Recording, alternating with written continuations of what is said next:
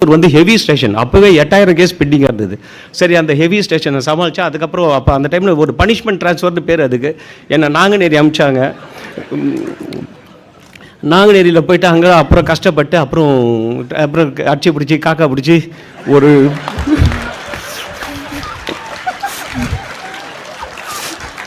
எல்லாம் என்ன பண்ணாங்க, துக்கம் விசாரித்தாங்க.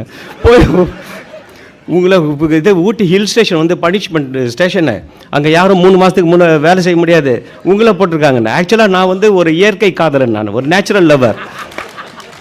சரியான ஊர் தான் போட்டிருக்காருன்னு சொல்லிட்டு நல்லா அருமையாக போய் அங்கே வந்து 2 வருஷம் சர்வ் பண்ணேன். அதுக்கப்புறம் என்னாச்சு, யாருக்கும் பிடிக்கல, திருஷ்டி பட்டுடுச்சு. அதுக்கப்புறம் என்ன அங்கேருந்து ட்ரான்ஸ்ஃபர் பண்ணி தஞ்சாவூர் பிடிஜேவை போட்டாங்க. அந்த டைமில் தஞ்சாவூரில் ஏகப்பட்ட ப்ராப்ளம் இருந்தது. அப்போ என்னை ஸ்பெசிஃபிக்காக அங்கே போட்டாங்க, அதை கண்ட்ரோல் பண்ணணும்னு சொல்லிட்டு. ஒன்று நீ ஜெயிச்சினா சந்தோஷம், இல்லை அவங்க ஜெயித்தாலும் சந்தோஷம்னு சொல்லிட்டு அந்த மாதிரி வயசு வருஷா யார் ஜெயித்தாலும் சந்தோஷன்ற மாதிரி போட்டாங்க. அங்கேயும் ரொம்ப நல்லா சர்வ் பண்ணேன். அதுக்கப்புறம் ஒரு நாள் நம்ம ஐயா எம்எம் சுந்தரேஷ் ஐயா ஒரு நாள் அங்கே வந்திருந்தார் மீட்டிங்கு. அவர்கிட்ட ஏங்க என்ன தான் 2 வருஷம் கஷ்டப்படுத்திட்டீங்களே, என்ன மெட்ராஸ் எப்போ போடுவீங்கன்னு கேட்டேன். சரிப்பா நான் பார்க்குறேம்மான்னு சொன்னார். அவர் எப்பவுமே அஷ்யூர் செய்கிறேன்னு கண்டிப்பாக சொல்ல மாட்டாங்க, நான் பார்க்குறேன் அப்படின்னு சொன்னாங்க.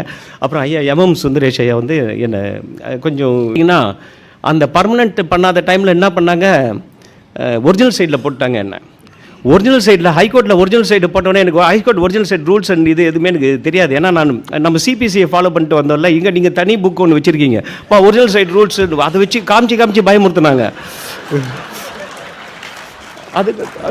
அதுக்கப்புறம் கேளுங்க, என்ன இப்படி ஒரு பல்வேறு பயணங்கள் பண்ணி நாங்கள் இப்போ உங்ககிட்ட நன்றி. இதை முழுக்க உங்களை பார்க்கணும், பேசணும்.